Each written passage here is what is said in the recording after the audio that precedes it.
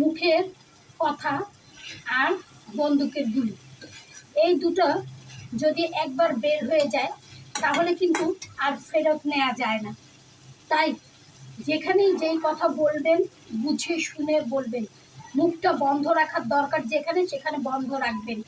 কারণ মুখের কথার জন্য অনেক বড় বড় ক্ষতি কিন্তু হয়ে যায়। একটা দেশ এলোমেলো হয়ে গেল শুধুমাত্র এই মুখের কথায়।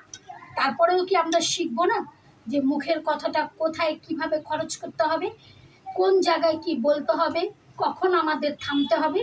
এটা অবশ্যই শেখা উচিত আমাদের। তাহলেই দেখবেন নিজে যেমন ভালো থাকবেন, আশেপাশের সবাই ভালো থাকবে।